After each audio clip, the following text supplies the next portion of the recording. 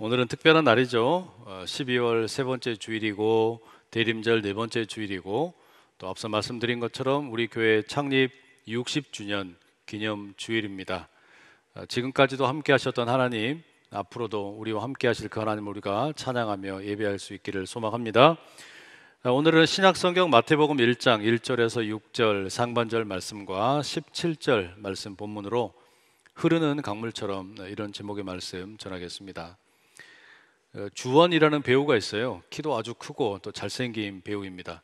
키가 한 185cm 정도 되는데 이 부모님은 키가 그렇게 크지 않은데 본인이 이렇게 키가 많이 컸다고 그래요. 그래서 어느 예능 프로그램에서 어떻게 그렇게 키가 많이 컸느냐 물었더니 청소년 시절에 그 분유를 많이 먹었대요. 근데 아이들이 먹는 분유를 이렇게 많이 먹었더니 키가 컸다는 거예요. 이 방송이 나간 이후에 전국의 맘 카페가 난리가 났어요. 정말로 그러냐? 우리 아이도 먹여도 되느냐? 뭐 이렇게 하면서 난리가 났고, 우리 교회 사모님들도 아이들에게 먹이겠다라는 그런 이야기들을 제 아내가 듣고 저에게 이야기를 해줬습니다. 제가 그 이야기를 듣고서 나도 먹고 싶다 이런 생각이 들더라고요. 그러면 저 분유 먹으면 나도 키 많이 클 것 같다, 180 넘을 것 같다, 막 이런 생각이 드는 거예요. 청소년 시절에 하나님께 간절히 기도했던 게 이렇게 응답받나 뭐 싶은 생각이 드는 겁니다. 아내가 정말로 어느 모임에 가가지고 분유를 한 통 받아왔습니다. 그리고 며칠 전에 제가 그 분유를 드디어 영접을 하게 되었어요. 두렵고 떨리는 마음으로 경건하게 머그컵을 준비를 하고, 그 다음에 이 분유 뚜껑을 열고 거기에서 3스푼을 딱 담았어요. 그리고 그다음에 우유를 붓고 힘차게 휘저었습니다. 완전히 녹을 때까지 깨끗이 그냥 아주 그냥 알갱이 하나 남은 것 없이 잘 돌린 다음에 드디어 이제 손으로 집어 들고 딱 벌컥벌컥 이제 들이마시는 겁니다. 야, 맛이 어땠을까요, 여러분? 기가 막혀가지고 마시자마자 한 2cm 키는 것 같은 그런 맛이었으면 얼마나 좋았겠어요. 못 먹겠더라고. 못 먹겠는 거예요. 아기 때는 분명히 맛있게 먹었을 것 같은데 이 분유 먹는데 영 제 입맛이 아닌 겁니다. 키가 아무리 큰다 그래도 더 이상 먹을 수 있는 그런 맛이 전혀 아니었습니다. 제가 왜 이런 이야기 드리겠습니까? 오늘 우리 교회가 창립 60주년 맞이했는데 그러면 그 나이에 걸맞는 음식을 섭취해야 되겠죠. 우리도 마찬가지 아닙니까? 우리 몸도 그 나이에 맞는 이 음식이 따로 있어요. 우리가 언제까지 계속 키 클 것만 생각할 수는 없죠. 우리 몸 전체의 밸런스를 어떻게 유지할 것인지, 또 건강을 유지할 것인지, 그게 훨씬 더 바람직한 음식의 섭취일 것입니다. 바로 그런 이유로 오늘은 여러분과 이 창립 60주년, 지난 60년의 역사를 돌아보고 또 새롭게 펼쳐질 60주년을 생각을 하면서 우리가 함께 이 마태복음의 1장 예수님의 족보 이야기를 함께 나누려고 합니다. 예수님의 족보 이야기는 이스라엘의 역사를 한눈에 볼 수 있도록 아주 꼼꼼하게 엮어 놓아 있습니다. 아브라함으로부터 시작을 해가지고 예수님에게 이르기까지의 그 아주 역사를 간략하게 제시를 하는데, 이를 통해서 구약 성경과 신약 성경을 연결하는 어떤 그런 다리 역할을 하는 것이죠. 특별히 마태복음에 소개된 이 족보는 역대상 2장과 3장의 이야기, 그리고 룻기 4장의 18절에서 22절의 이야기를 주로 담고 있습니다. 그럼 여러분, 왜 이 마태복음의 저자는 예수님의 이야기를 시작을 하면서 이 족보를 소개하는 걸까요? 다시 말하면 예수님에 대한 이야기를 하는데 왜 족보가 필요하느냐라는 말이에요.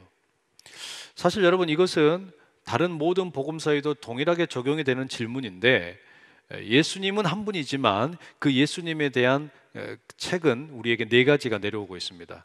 마태, 마가, 누가, 요한복음이 있는데, 이것은 이를테면 하나의 초상화를 그리는 것이 아니라 각도에 따라서 각기 다른 네 개의 초상화를 그리는 것과 같다라고 말할 수 있습니다. 다시 말해 예수님에 대해서 접근하는 각도가 이 각각의 복음서마다 다르다는 이야기입니다. 마가복음은 1장 1절에서 예수님을 하나님의 아들이라고 선포하면서 시작을 합니다. 반면에 요한복음은 예수님을 태초부터 하나님과 함께 계셨던 말씀, 로고스라고 선언을 하면서 그 말씀이 육신이 되어 우리 가운데 오셨다라고 서두에 밝힙니다. 누가복음은 이와 좀 다르죠. 누가복음의 경우에는 예수 그리스도가 모든 역사의 중심이며 온 인류의 구원자가 되신다는 것을 이 서론에서 밝혀주고 있습니다. 그렇다면 마태복음은 어떠냐라는 거예요. 마태복음은 어떤 예수님을 우리에게 소개하고 있느냐? 그게 1장 1절의 내용이죠. 함께 읽어보실게요. 시작. 아브라함과 다윗의 자손 예수 그리스도의 계보라. 여기에 보면 분명하게 예수님을 어떻게 소개하냐면 아브라함의 자손이면서 다윗의 자손인 예수님을 소개한다라고 되어 있습니다. 자, 그런데 여기서 우리가 먼저 살펴봐야 할 단어가 하나 있어요. 이 계보라는 단어입니다. 다른 성경에서는 뭐 족보라고도 번역이 되어 있는데 이 단어는 헬라 말로는 이것을 게네시스라고 부릅니다. 영어로는 여기서 제네시스라는 말이 유래하죠. 출생, 유래, 기원, 근원 뭐 이와 같은 뜻을 담고 있습니다. 그리고 이 제네시스라는 말이 구약 성경의 첫 번째 책인 창세기의 영어 이름이기도 하지요. 그렇기 때문에 이것은 창세기가 구약 성경의 첫 번째 책으로서 제네시스였다면 신약 성경의 첫 번째 책인 마태복음 역시 또 다른 제네시스라는 것을 우리에게 들려줍니다. 또 하나 여러분 우리가 이 구절에서 유심히 봐야 될 게 하나 있는데 예수 그리스도의 계보라고 할 때 예수 그리스도의라고 하는 이 소유격 표현입니다. 영어로는 of로 되어 있는데요. 이것은 헬라어 문법에서는 속격이라고 부릅니다. 이 속격이라고 하는 것은 크게 보면 두 가지 의미가 있어요. 주격적인 의미가 있고 목적격적인 의미가 있다라고 말을 하는데 이게 어떤 의미냐면 예수 그리스도의 계보라고 하는 것은 한편으로는 예수 그리스도에 대한 이야기를 담은 세상이라는 뜻이 되고 또 다른 이야기는 예수 그리스도께서 다스리시는 세상에 대한 이야기, 이렇게 두 가지로 정리가 됩니다. 자, 그러면 계보라는 말과 예수 그리스도의라는 이 속격의 어떤 의미를 함께 합하여 놓고 보면 결국 아브라함과 다윗의 자손 예수 그리스도의 세계라라고 하는 마태복음 1장 1절의 말씀은 크게 보면 두 가지 의미를 가져요. 첫째는 예수 그리스도의 출생에 관한 이야기라고 하는 것이고 또 하나는 예수 그리스도께서 다스리시는 세상의 기원에 대한 이야기라고 하는 것을 우리에게 알려주는 겁니다. 그렇죠? 마태복음은 예수 그리스도께서 어떤 육신의 계보를 따라 이 땅에 오셨는가라고 하는 것을 소개합니다. 동시에 예수 그리스도께서 다스리시는 세상은 어떤 세상인가 이것 또한 우리에게 들려주려고 하는 거예요. 그래서 구약 성경의 첫 번째 책인 창세기가 하나님의 천지 창조의 기원을 보여준다면 이 신약 성경의 첫 번째 책인 마태복음은 예수 그리스도를 통하여 열리는 하나님의 세계의 기원을 우리에게 알려주고 있다라는 말입니다. 자, 그러면 마태복음의 이 저자가 예수님의 족보를 통해서 계보를 통해서 우리에게 보여주는 예수 그리스도의 그 혈통에 관련된 이야기, 그리고 예수님께서 다스리시는 세상에 대한 이야기, 그 속에 담겨있는 메시지를 우리가 함께 좀 나누자라는 이야기입니다. 세 가지로 말씀을 좀 드리도록 할 텐데요. 첫째는 예수님께서 다스리시는 세상이라고 하는 것은 시간의 양보다 시간의 질이 훨씬 더 중요한 세상입니다. 마태복음 1장 17절의 말씀 우리 함께 같이 한번 읽어보시죠. 시작. 그런즉 모든 대수가 아브라함부터 다윗까지 14대요 다윗부터 바벨론으로 사로잡혀 갈 때까지 14대요 바벨론으로 사로잡혀 간 후부터 그리스도까지 14대더라. 마태복음은 예수님으로부터 해서 아브라함에 이르기까지의 그 조상들을 총 42대 손으로 묶고 있어요. 그런데 14대씩 3개의 그룹으로 지금 만들어 놨죠. 그런데 왜 하필이면 14라는 숫자를 쓰고 있을까요? 이 14라고 하는 숫자는 그냥 우연히 나온 게 아닙니다. 여기는 뭔가 분명한 의도가 있는데 이 14라는 숫자는 다윗이라는 이름이 히브리어로 적었을 때 히브리어 철자의 숫자 값입니다.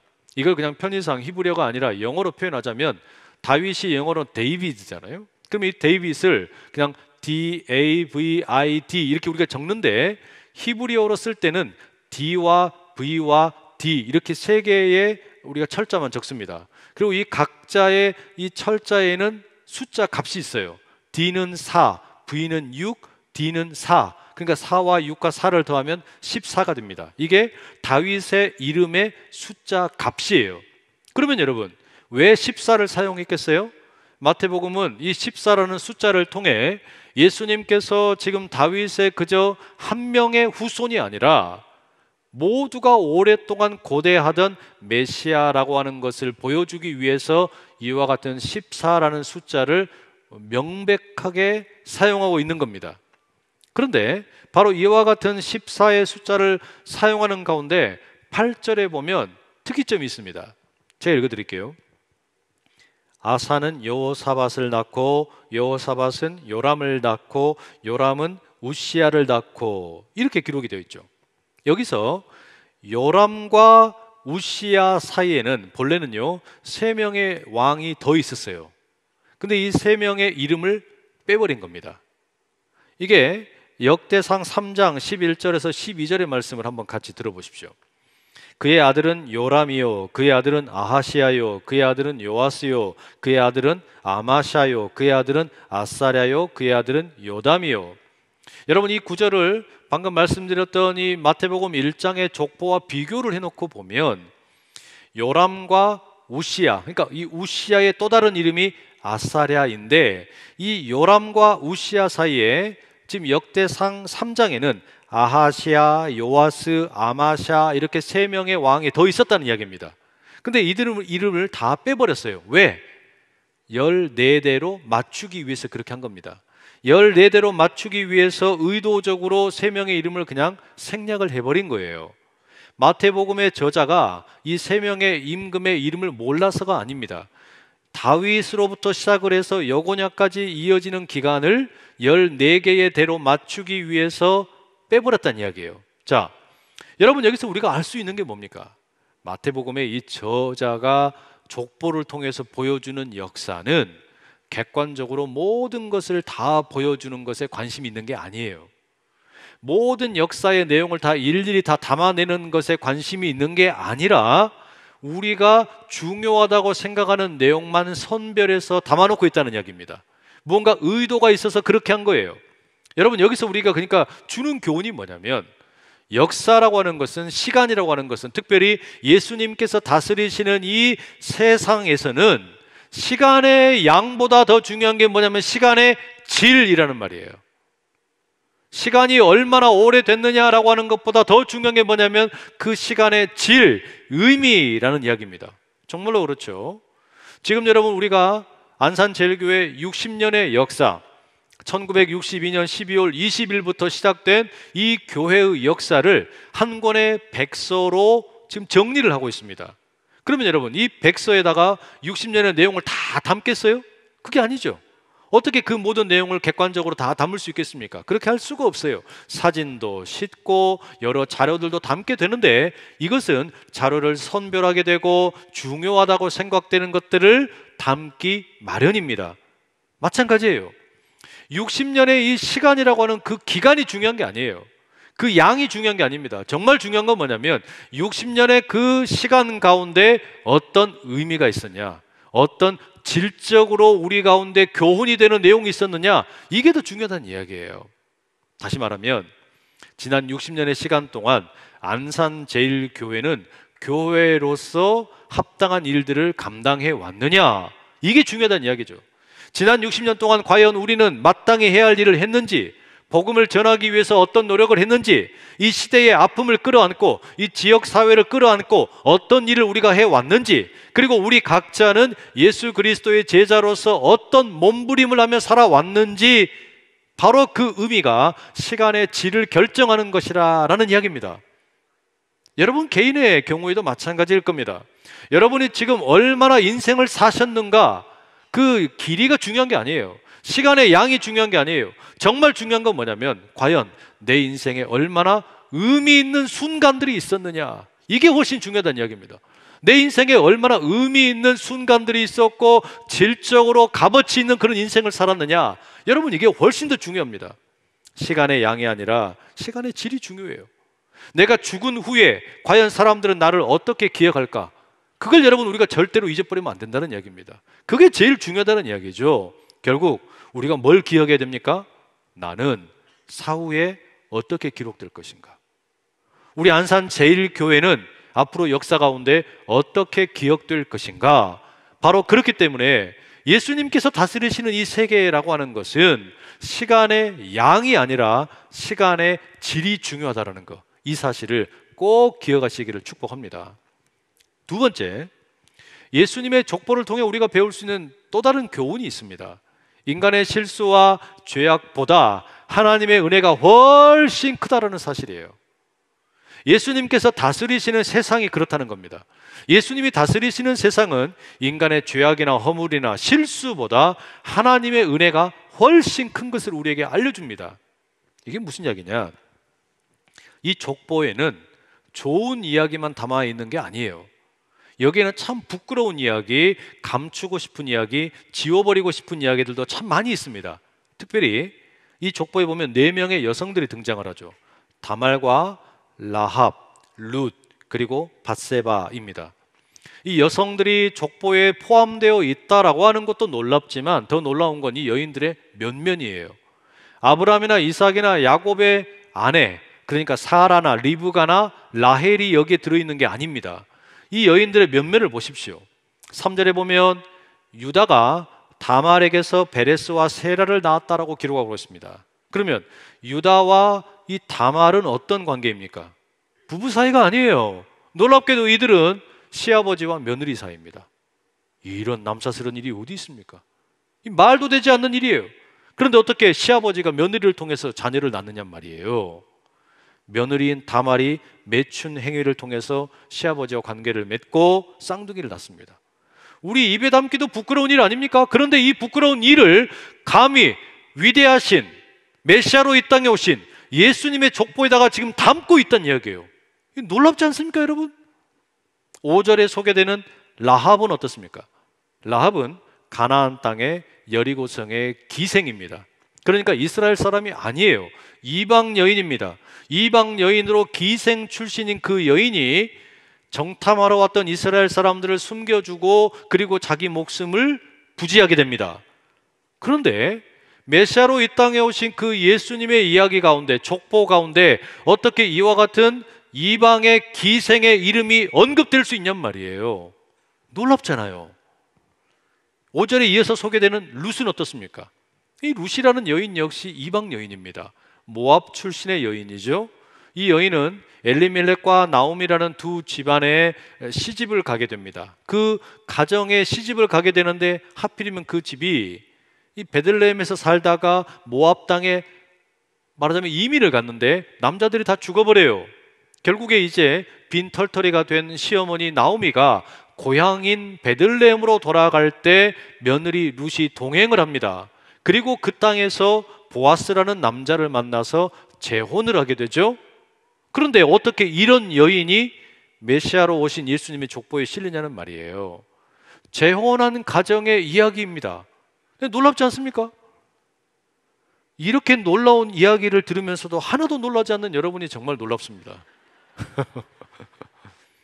마지막은 진짜 놀라워요. 이번엔 놀라실 준비를 하셔야 돼요. 6절 이렇게 되어 있습니다. 이새는 다윗 왕을 낳으니라. 다윗은 우리아의 아내에게서 솔로몬을 낳고, 여기 보면 다윗이 우리아의 아내, 이게 누구죠? 밧세바죠. 밧세바에게서 솔로몬을 낳았다라고 기록을 하고 있습니다. 여러분, 이 이야기 우리가 너무 잘 아는 이야기입니다. 이 여인은 다윗과 간통을 했어요. 이것은 다윗이 강압적으로 했던 일입니다. 그리고 다윗은 이 밧세바의 남편인 우리아를 그 전쟁터 최전방으로 보내가지고 죽게 합니다. 아주 명백한 죄악이죠. 너무나 나쁜 일이죠. 그런데 지금 성경은 이와 같은 이야기의 한 여인 다윗과 이 밧세바를 족보 속에 그대로 담고 있습니다. 심지어 밧세바의 경우에는 그 이름이 아니라 우리아의 아내라고 적고 있습니다. 이게 뭐예요? 그 범죄를 고스란히 명백하게 드러내고 있는 거예요. 기가 막힌 거예요. 아니 어떻게 이런 이야기를 우리 예수님의 족보에다가 담아 놓을 수 있냐는 말이에요. 여러분 집안의 족보에다가 이렇게 담고 싶으세요? 여러분 집안의 족보 이야기를 담는데 우리 집안은 이렇게 콩가루 집안이었더라 이렇게 기록하고 싶냔 말이에요. 그럴 수가 없잖아요. 그런데 이게 너무 놀라운 거예요. 시아버지와 매춘한 여인, 자기 민족을 배신한 가나안의 기생, 실패한 가정의 이방 며느리가의 재혼 이야기, 그리고 이스라엘 임금과 간통을 저지른 여인, 이와 같은 여인들의 이름이 지금 예수님의 족보에 이름을 올리고 있는 겁니다. 놀라운 일이에요. 여러분 이게 우리에게 뭘 말해주는 겁니까? 결국 이것은요, 예수 그리스도께서 펼쳐가시는, 예수님께서 다스리시는 세상이 어떤 세상이냐, 인간의 능력이나 인간의 자랑이나 업적으로 이루어지는 세상이 아니라 인간이 죄를 짓고 허물이 많고 실수를 아무리 많이 해도 그 모든 걸 뛰어넘는 하나님의 은혜의 세상이라는 거예요. 그게 예수 그리스도께서 펼치실 세상이라는 이야기입니다. 그게 예수 그리스도께서 우리 가운데 보여주시는 하나님의 나라이고 성령께서 우리 가운데 날마다 깨닫게 하시는 하나님의 통치라는 말이죠. 우리 교회 역시 마찬가지 아닙니까? 지난 60년의 역사를 돌아놓고 보면 우리가 이 역사를 어떻게 정리할 수 있을까요? 야, 우리 교회가 이렇게 자랑할 게 많다고, 우리 교회 이렇게 숫자가 많다고, 우리 교회 재산이 이렇게 많다고, 우리 교회 이렇게 많은 업적을 쌓았다고, 우리의 능력이 이렇게 대단하다고, 우리 교회 이렇게 거물들이 있다고, 우리 교회 출신 이렇게 정치인들이 있다고, 경제인들이 있다고. 여러분 이거 우리가 자랑하는 겁니까? 이게 우리가 내세울 만한 역사냔 말이에요. 천만의 말씀이에요. 천만의 말씀이에요. 1962년에 시작했던 이 교회 가운데 우리가 결국 돌아놓고 보면 남는 것은 무엇밖에 없습니까? 이 안산 땅과 화성과 시흥 가운데 하나님께서 이 교회를 세우시고 우리의 실수와 우리의 모든 잘못과 허물에도 불구하고 예수 그리스도의 복음을 이 땅 가운데 이루어 가신 것, 하나님의 은혜밖에 없는 거예요. 하나님께서 행하신 그것밖에 남는 게 없는 겁니다. 우리는 많이 실수하고 우리는 많은 죄를 짓고 우리는 많은 모자라지만 그럼에도 불구하고 하나님의 은혜가 그 모든 걸 덮어버렸더라. 그게 지난 60년의 역사인 줄로 믿습니다. 여러분 우리가 이 사실을 꼭 기억을 해야 돼요. 예수 그리스도께서 다스리시는 세계는 어떤 세상이냐? 나의 허물과 나의 죄악과 나의 수만 가지 실패에도 불구하고 하나님께서 그 모든 것을 이겨내시는 은혜의 역사가 될 수 있기를 간절히 축복합니다. 마지막 세 번째, 이 족보 가운데 나타난 예수 그리스도께서 다스리시는 세계는 어떤 세상입니까? 하나님의 약속이 성취되는 세상입니다. 이게 무슨 이야기냐? 앞서 말씀드린 것처럼 마태복음 1장 1절은 아브라함과 다윗의 자손 예수 그리스도의 계보라 이렇게 시작을 하죠.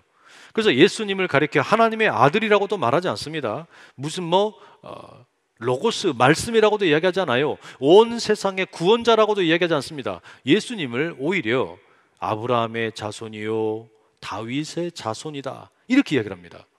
여러분 이 자손이라는 단어는 그 아들이라는 뜻도 있어요. 근데 히브리적인 사고에서 보면 아버지와 아들에게는 똑같이 권위와 권세가 주어집니다. 그래서 아브라함의 자손이고 다윗의 자손으로 이 땅에 오신 예수님에 대해 이 족보가 나열이 되는 걸 보면 1절에서부터 5절까지는 예수님이 아브라함의 혈통이라는 것을 강조해서 보여주고 6절에서부터 11절까지는 예수님께서 다윗의 혈통이라는 것을 자세하게 보여주고 있습니다. 그런데 여러분 우리가 너무나 잘 아는 것처럼 다른 복음서에서 깨달아 아는 것처럼 예수님은 분명히 아브라함이나 다윗보다 훨씬 큰 분이잖아요.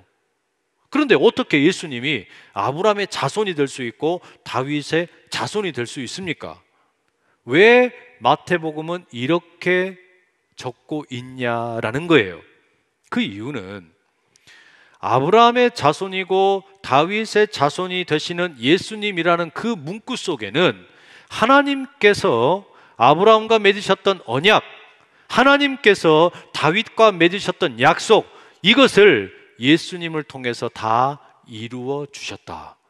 이걸 보여주기 위한 의도라는 말입니다. 다시 말하면 아브라함의 자손이라고 하는 것은 아브라함이 하나님과 맺었던 언약이 예수 그리스도를 통해서 온전히 성취되었다는 것이고, 다윗의 자손이라고 하는 것은 다윗이 하나님과 맺었던 약속과 언약이 예수 그리스도를 통해서 온전히 이루어졌다라고 하는 것을 보여주기 위한 목적이라는 이야기예요. 아브라함의 경우를 보세요. 아브라함은 창세기 12장 1절에서 3절에 하나님으로부터 언약을 받습니다. 약속을 받아요. 내가 너를 큰 민족으로 만들어주고 너를 통해서 세상 모든 사람들이 복을 받게 하겠다. 하나님이 약속을 주셨어요. 그런데 정말로 이 마태복음이 기록되던 당시에 아브라함을 통해 큰 민족이 이루어졌습니까? 그리고 세상 모든 천하 만민이 아브라함을 통해 복을 받고 있습니까? 그렇다고 말하기가 어려워요. 또 다윗의 경우는 어떻습니까?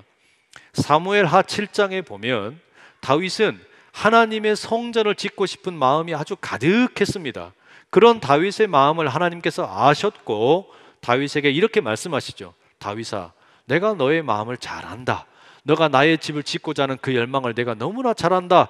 그런데 그 집을 짓지 못해도 괜찮다. 다만 나는 너의 마음이 너무나 예쁘고 귀해서 내가 너의 집과 너의 나라를 앞으로 영원하게 유지하게 하겠다. 너의 왕위가 절대로 무너지지 않도록 하겠다. 하나님이 약속을 주셨어요. 자, 그렇다면 마태복음이 기록되던 당시에 다윗에게 주셨던 이 약속, 이 언약 어떻습니까? 겉으로 보면요, 현실을 보면 이건 다 무너져 버렸어요. 깨져버렸다는 이야기예요. 다윗의 왕위는 철저하게 깨졌습니다. 다윗과 솔로몬 시대까지는 통일 왕국이었지만 그 이후에는 북이스라엘과 남유다로 갈라졌죠. 북이스라엘은 아수르에 의해서 완전히 패망했습니다. 남유다는 바벨론에 의해서 망했습니다. 그리고 많은 사람들이 바벨론의 포로로 잡혀가게 되었어요. 민족이 흔적도 없이 흩어져 버렸고 나라 전체의 국권을 다 잃어버렸다는 이야기입니다.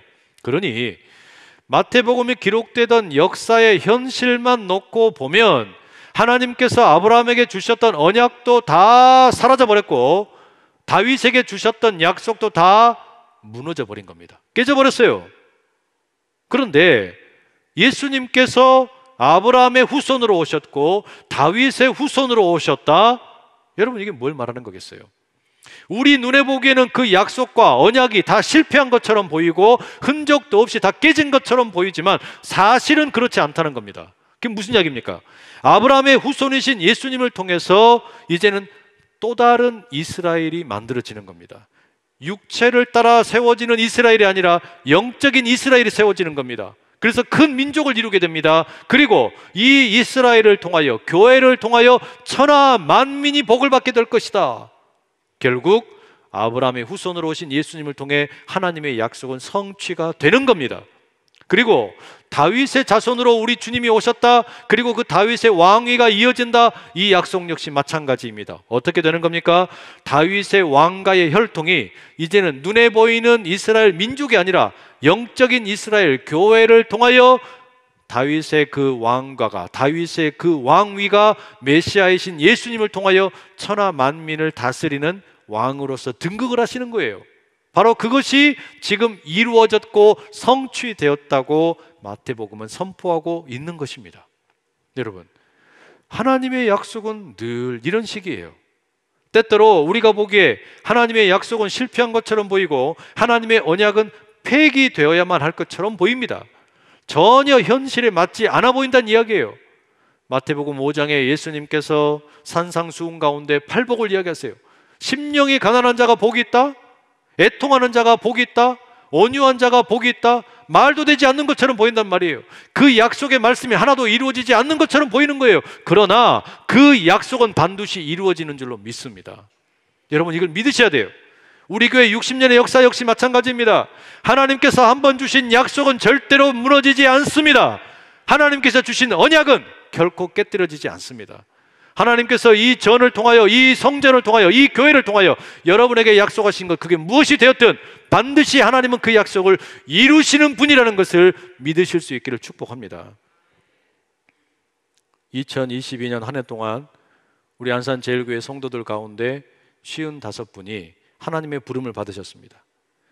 강길찬, 김경진, 김경희, 김금순, 김두영, 김명관, 김명순, 김상덕, 김성열, 김순자, 김승태, 김식주, 김영섭, 김장환, 김준익, 김창영, 남인숙, 문금단, 문명석, 문희영, 민병관, 박연식, 박연옥, 박영숙, 백옥자, 서후남, 송가피, 송신엽, 신강순, 안필주, 연말래, 유신호, 유영순, 유영훈, 유옥순, 윤경희, 윤광배, 이기성, 이복세, 이선학, 이순남, 이연숙, 이옥자, 이준모, 이필선, 장혜숙, 장태영, 전혜자, 전진환, 전행님, 정광순, 정숙경, 정철, 조상신, 조정혜, 최영남.